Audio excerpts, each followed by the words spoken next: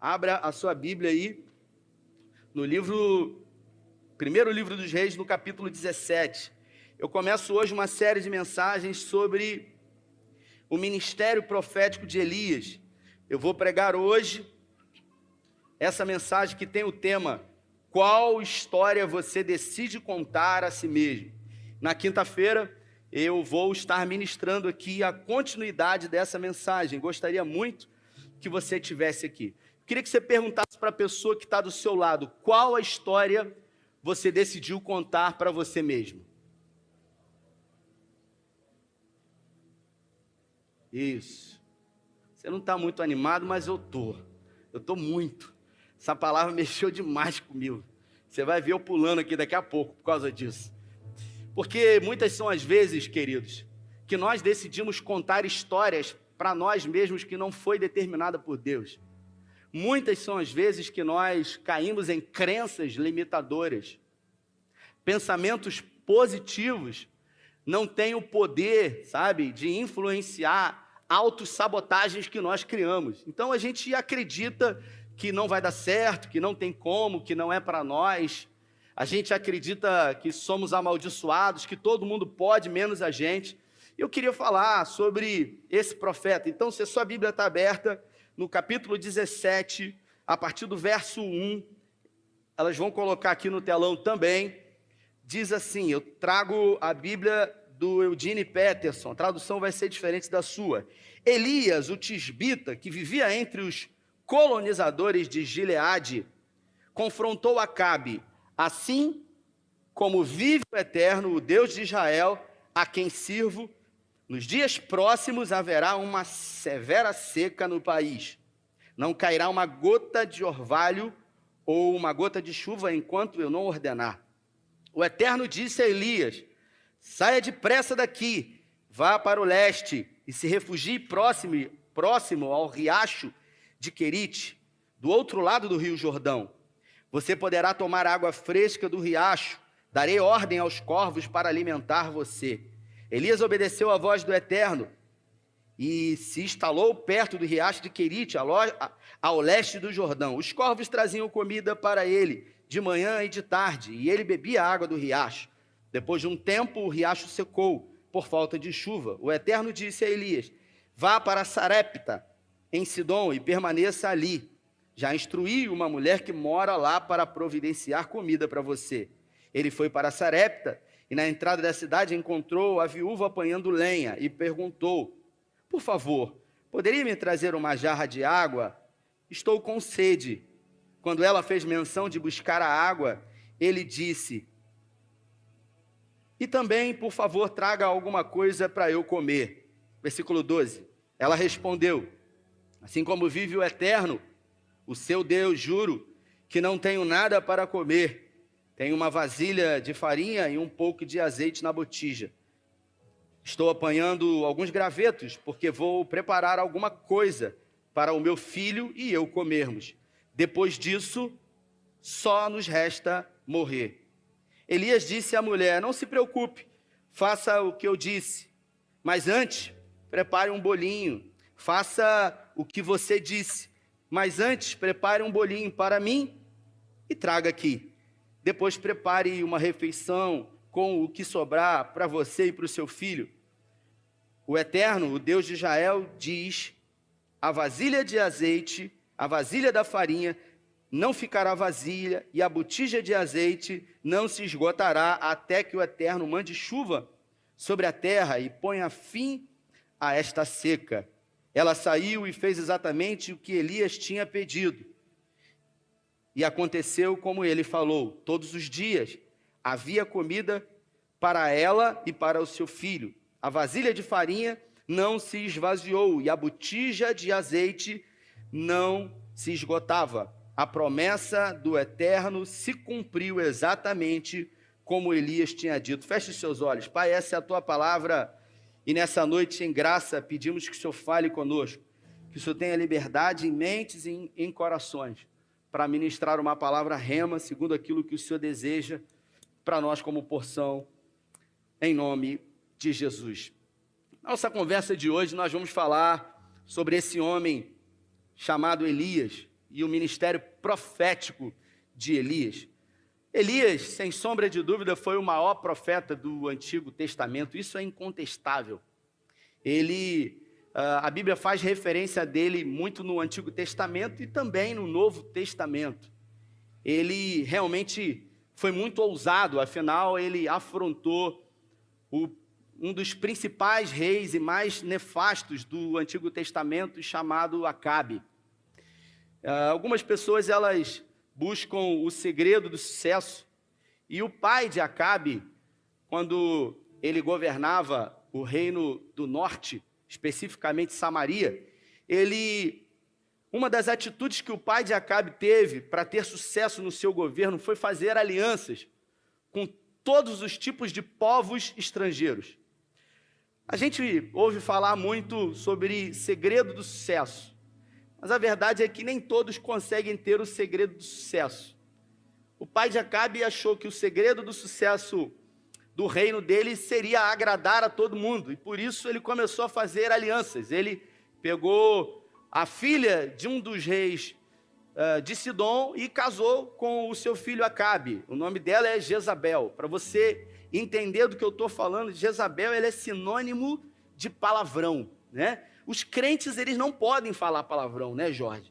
Eles são proibidos de falar palavrão, a gente serve ao Senhor, mas crente tem jeito para tudo, e às vezes quando o crente não pode falar palavrão, mas quer xingar o outro, chama de incircunciso, chama de espírito de Jezabel.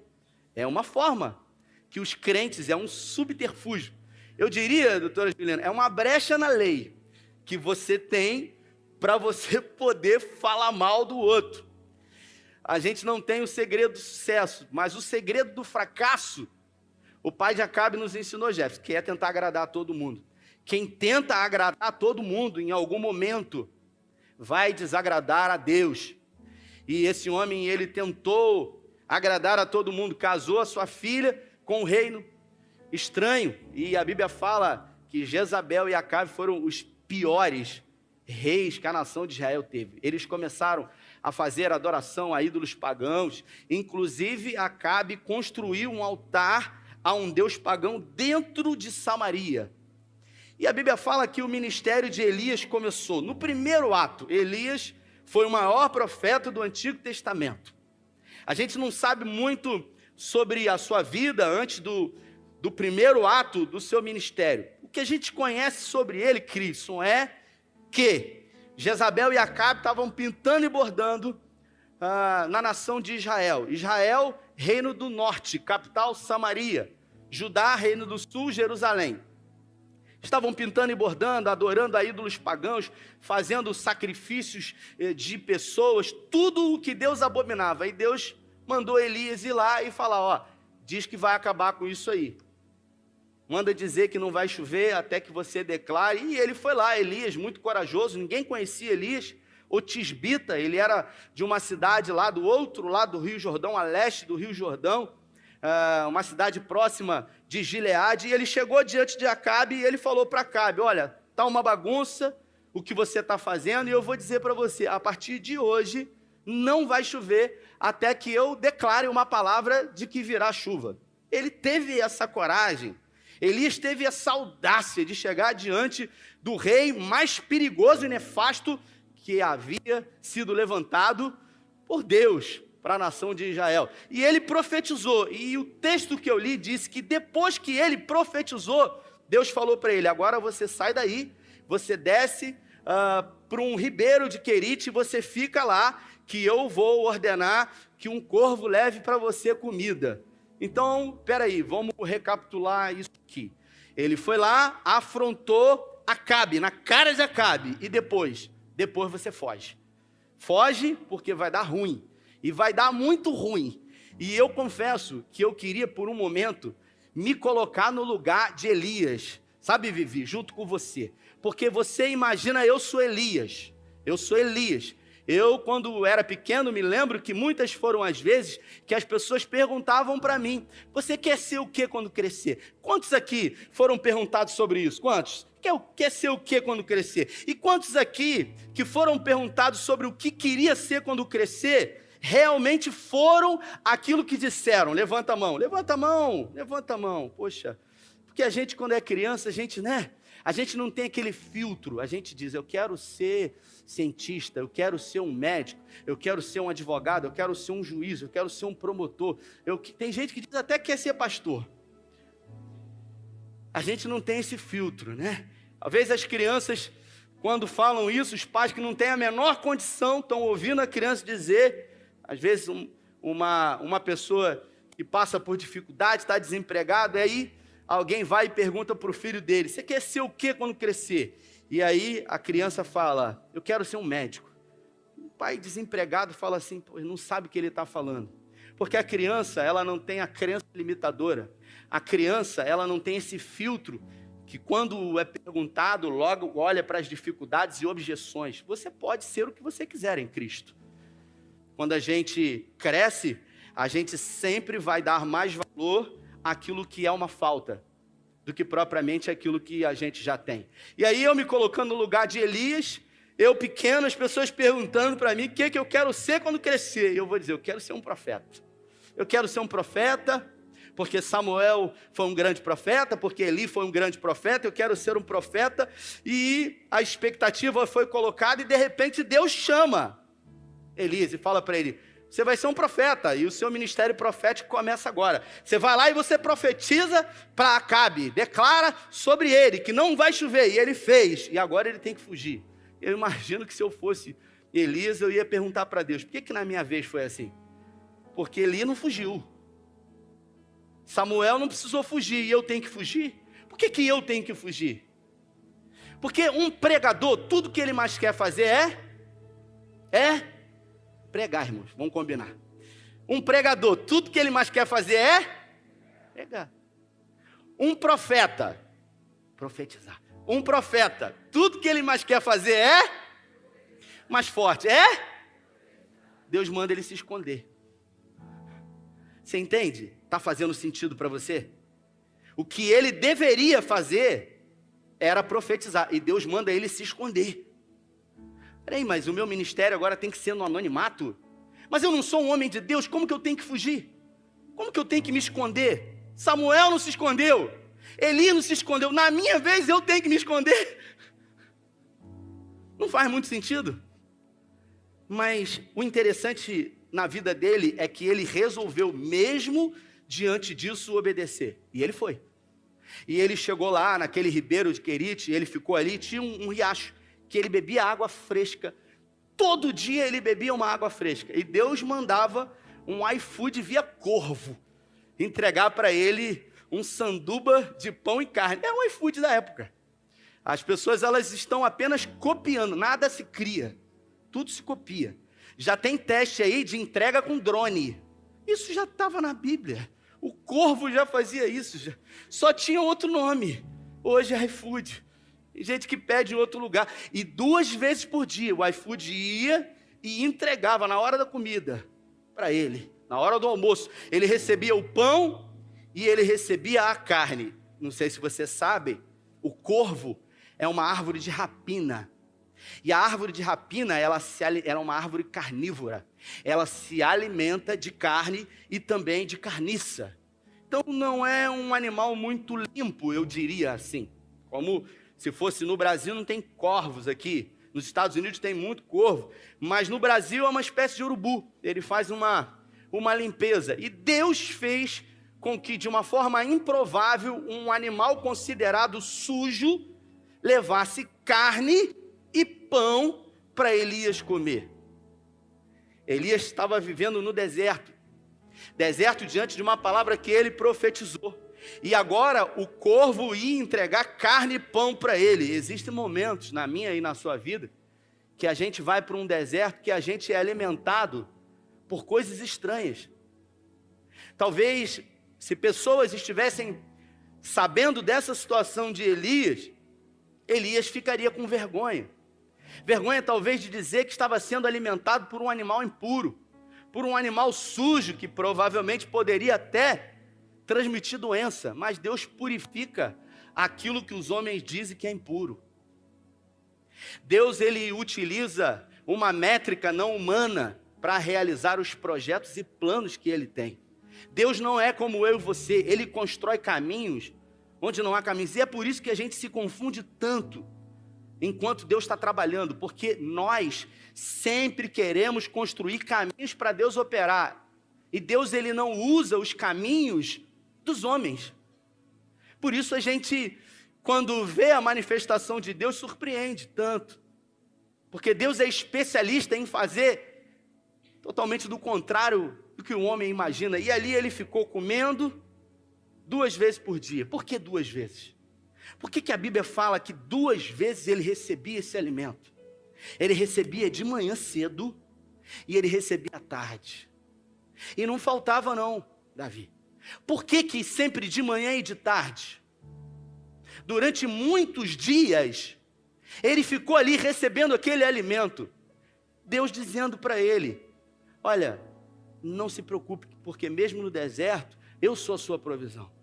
Então ele recebia de manhã e ele recebia à tarde, porque Deus estava sinalizando, eu determino que dia, que hora, que o Corvo, que o iFood vai entregar, e não falha. Não é como na nossa casa que a gente pede uma pizza e demora e fica uma confusão. Não, não. Deus não mente. Deus não muda. Quando Deus promete, Ele cumpre. E em um determinado momento a água do ribeiro seca. Porque Deus é especialista em sempre colocar mais emoção na nossa vida, né? Não poderia ter resolvido tudo ali? Deus é especialista em sempre nos colocar em situações que vão exigir de nós teste cardíaco. Agora acabou a água. E sabe o que Elias fez? Ele esperou o Senhor e Deus falou para ele, agora você vá para Sarepta, porque tem uma viúva lá que vai sustentar você.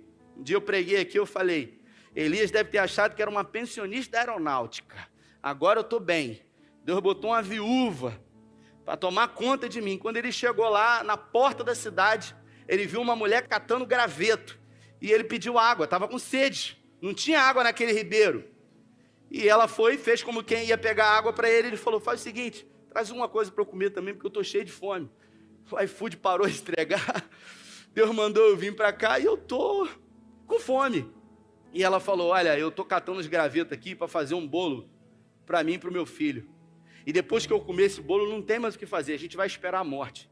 Ela tinha a última porção. E Deus falou com Elias que aquela mulher iria sustentar Elias. Espera aí, cara. Deus disse que uma mulher ia sustentar Elias e a mulher estava com mais necessidade do que Elias estava comendo, do que o corvo levava. Faz sentido isso, gente? Sim ou não? Para e pensa comigo. Todo mundo, quando ouve esse texto aqui, vai para a mesma direção, para o milagre que Deus fez na botija de azeite e na vasilha de farinha. Eu queria que você olhasse em outra direção. Por que Deus tornou essa história tão emocionante? Deus já não podia ter resolvido a vida de Elias lá no ribeiro de Querite? Por que foi levar ele para Sarepta? Uma cidade que não tinha nada a ver com a história. Para que Deus parece que coloca novos atos na nossa vida? Porque a fé de Elias e o ministério profético dele, em cada novo ato era aperfeiçoado. A fé é um dom, e se é um dom, pode ser multiplicado e aperfeiçoado. E a forma como Deus usa para multiplicar a sua fé é exigindo que você a utilize nos desafios que você tem. Só que a gente não gosta de usar fé. Porque toda vez que a gente usa fé é porque está diante de nós a impossibilidade. E a gente não quer lidar com impossibilidade, a gente quer lidar com facilidade. A gente não quer, sabe, viver o processo, aquilo que todo mundo chama de processo. A gente gosta de viver o milagre. Só que o que demora mais, o processo ou o milagre? O processo. E o que a gente valoriza mais? Vamos ser sinceros. O processo, a falta ou o milagre? A gente valoriza mais o processo.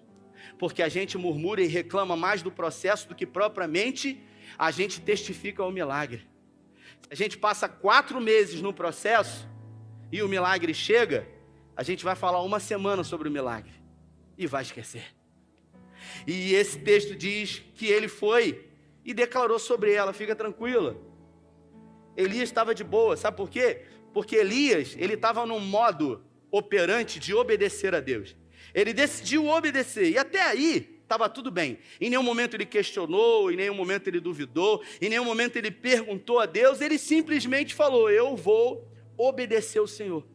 E enquanto ele obedecia e as impossibilidades se apresentavam, Deus dava a ferramenta para que ele vivesse o extraordinário na sua caminhada, através da fé. E ele declarava para as pessoas, e as pessoas viviam a fé como essa mulher viveu, e ela desfrutou. Não faltou o azeite, não faltou a farinha, até que voltou a chover.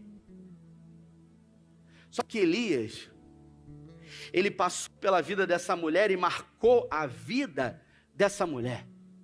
Uma mulher que já estava desacreditada daquilo que ia viver. Porque ela disse: olha, eu só tenho um pouquinho de farinha e um pouquinho de azeite para eu fazer um bolo para mim. E o texto diz que Elias falou assim para ela: ó, faz o que você está falando e depois você traz para mim aqui. Se ela só tinha uma porção, como é que ela ia fazer aquilo que exigiria para 2 porções? É sempre isso que está diante de nós, a conta nunca fecha. É o problema que você está vivendo, que o gigante ele é maior do que a fé. A solução ela é sempre menor do que o problema. E é nesse momento que a gente precisa aperfeiçoar a nossa fé. Escute o que eu vou dizer para você. Todo palco de impossibilidade é um lugar preparado para a glória de Deus se manifestar. Toda impossibilidade é um momento exato para a glória de Deus operar milagres nas nossas vidas. A gente é especialista em reclamar, em achar que não tem jeito, que não vai dar certo, mas eis aí uma oportunidade. Lucas no capítulo 1, no versículo 37, Maria, grávida do Espírito Santo. O anjo diz para ela: descerá sobre ti o poder do Altíssimo, e esse poder te envolverá. E ela fala: como pode, se eu sou uma mulher virgem, nunca coabitei com homem nenhum?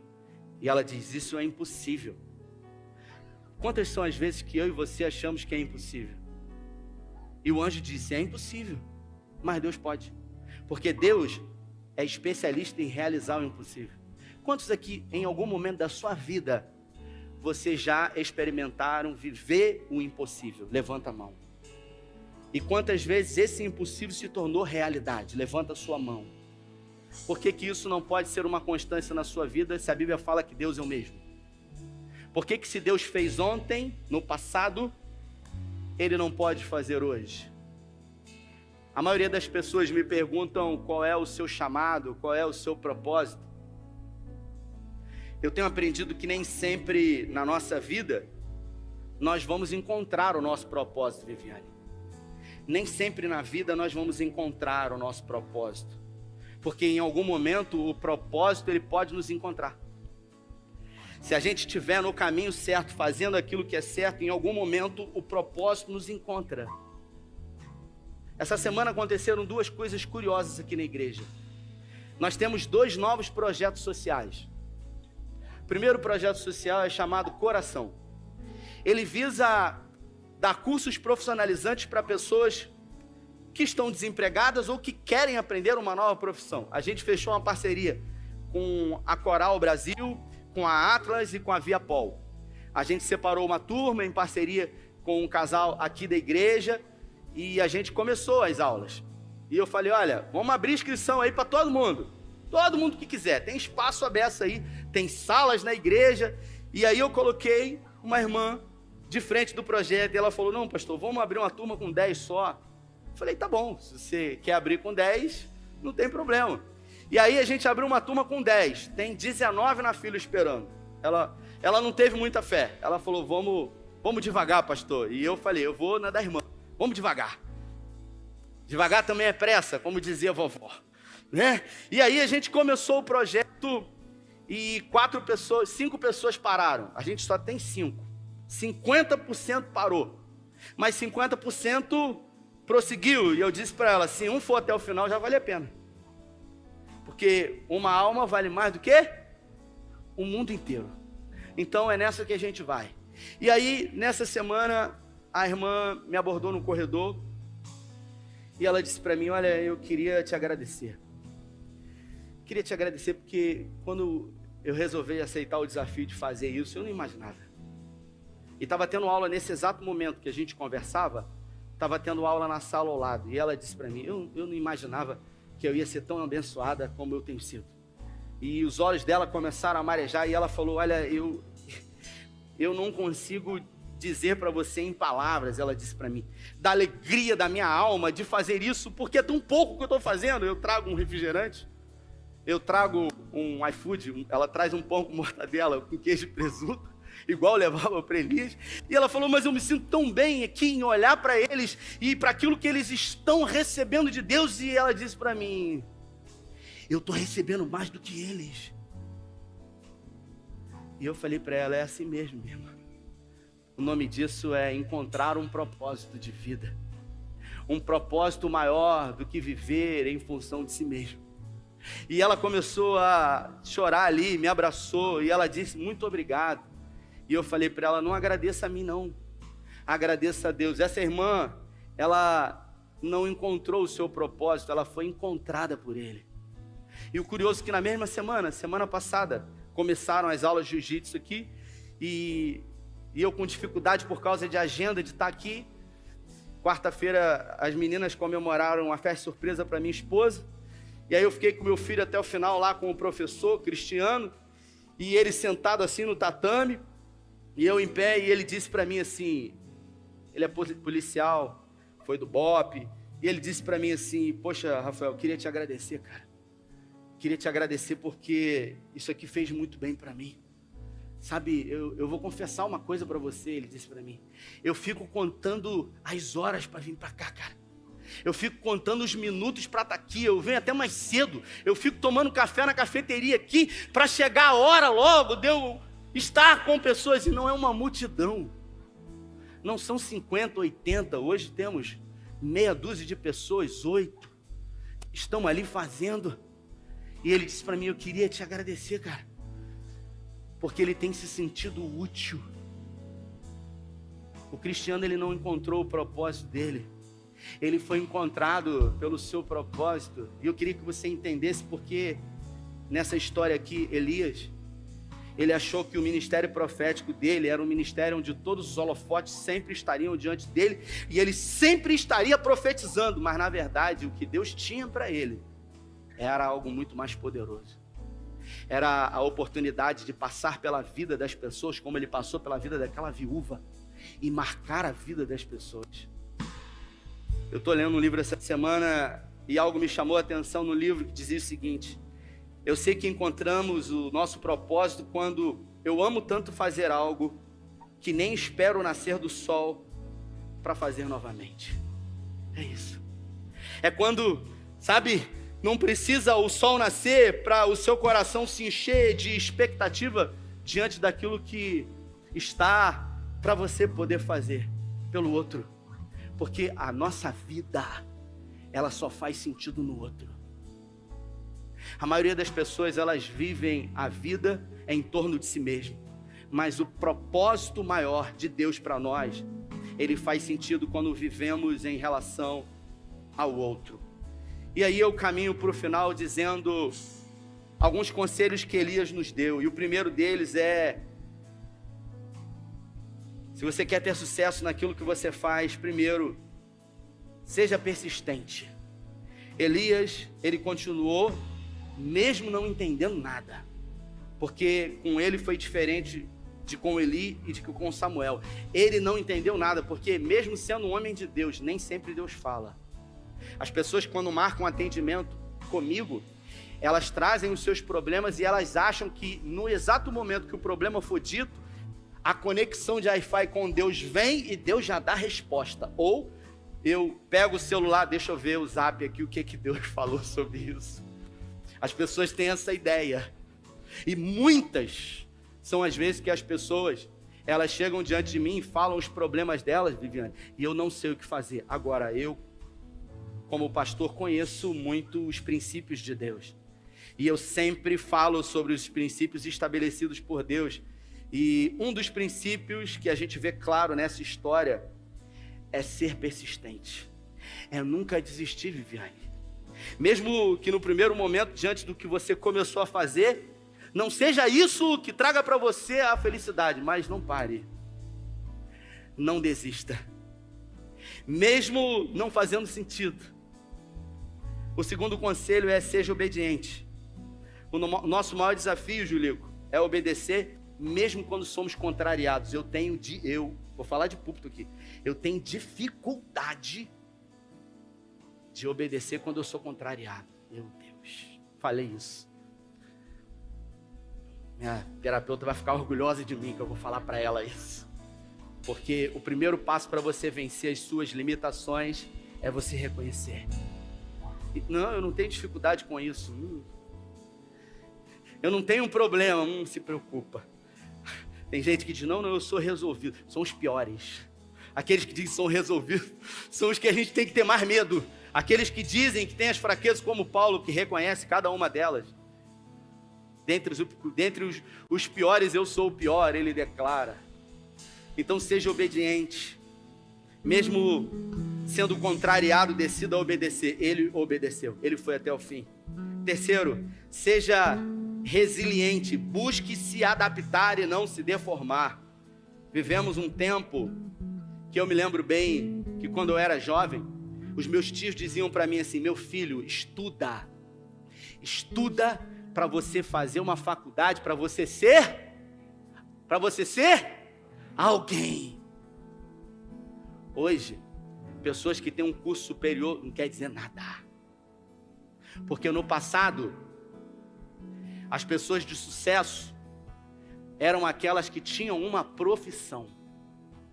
Faziam uma faculdade ou se especializavam em alguma coisa. Ontem, as pessoas de sucesso eram as pessoas que detinham o conhecimento. Você lembra disso? Quem tinha a informação e o conhecimento tinha sucesso. Hoje, nesse tempo presente, dos youtubers, você viu o menininho aqui? Olá, galerinha do meu canal, curta e compartilhe. Hoje, as pessoas de sucesso são as pessoas que têm a capacidade de aprender de uma forma rápida, porque aquilo que era hoje, amanhã não é mais. E a gente precisa o tempo todo estar aberto a aprender coisas novas, porque tudo muda muito rápido. Então, aprenda a não se deformar, a se adaptar. Vovó dizia, vou escrever um livro sobre as falas da minha voz. Vovó dizia para mim, na vida a gente se acostuma com tudo, e é verdade. Até com o deserto e com a dor a gente se acostuma. Tem gente que vive abraçado à dor e ao fracasso porque decidiu, mesmo Cristo na cruz, nos tornando mais do que vencedores. Eu me dirijo para você. E por último, confia em Deus. Confiar em Deus vai exigir de nós sempre ter a nossa fé aperfeiçoada nele. E eu me dirijo a você que está aqui perguntando para você nessa noite, qual a história que você decide contar para você mesmo, sobre você, sobre aquilo que Deus tem para você. Se coloque de pé. Deus deu a mim e a você, todos os dias, uma folha em branco e uma caneta na mão, para que a gente possa escrever a nossa história. Ei, escute isso, nunca será fácil, sempre será possível. E na maioria das vezes, Gil, será com muita emoção. Mas Deus não desiste de nós. Então repita comigo, nunca será fácil. Mais forte, nunca será fácil. Mas sempre será possível. Às vezes com muita emoção. Mas em Cristo, nós somos mais do que vencedores. Eu quero orar com você. Eu não tenho mais tempo. Eu preciso de tempo para pregar. Deus não precisa de tempo para fazer. E ainda bem que Ele está no controle dessa reunião. Então, se essa palavra falou com você e existe algo que essa palavra falou com você poderosamente, eu queria orar com você, aonde você está. Eu não vou chamar à frente, mas se falou com você, eu queria que você levantasse suas duas mãos em sinal de rendição ao Senhor. E você declarasse total rendição a Ele, dizendo, Senhor, eu me rendo. Eu não resisto mais. A tua graça, ao teu favor, ao teu amor, ao teu propósito na minha vida. Assuma o controle. Isso, declare. Porque eu creio que a palavra de Deus ela é poderosa, sabe? Nós é que às vezes atrapalhamos. A gente dificulta às vezes o agir de Deus. Na quinta-feira eu vou falar sobre o segundo ato na vida de Elias. Um homem que desafiou 850 profetas e fugiu de uma mulher.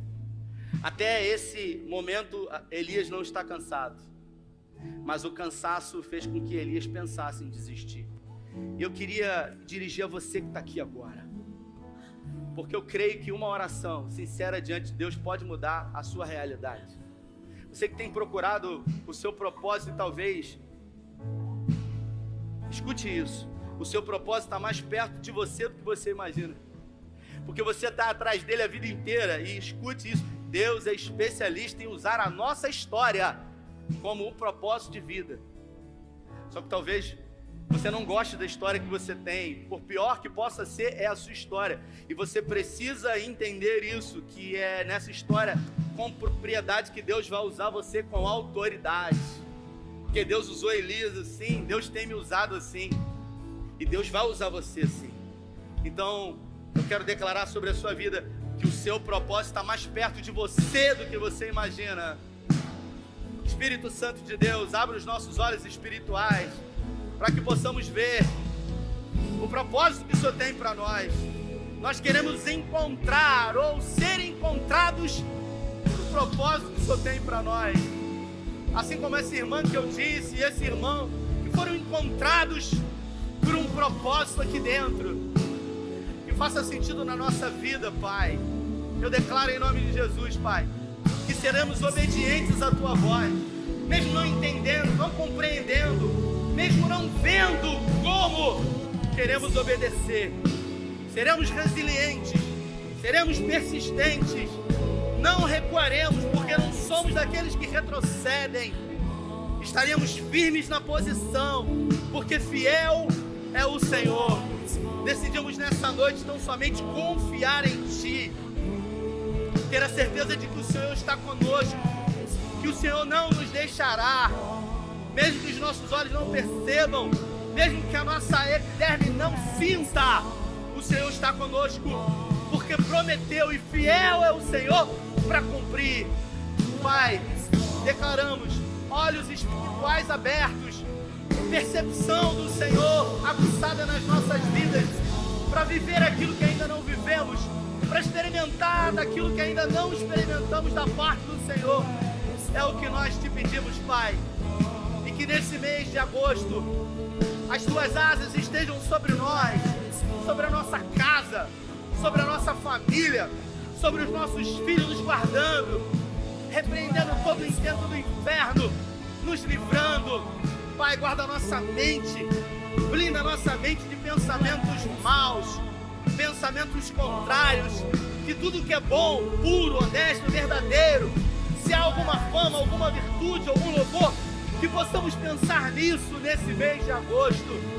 Pai, nos dê estratégias, nos dê ideias diante de oportunidades que surgirão, que ao estarmos deparados com problemas, que possamos ver oportunidades também diante desses problemas, que possamos ter a capacidade de compreender que o Senhor é bom e sempre bom, e sabe amar como ninguém.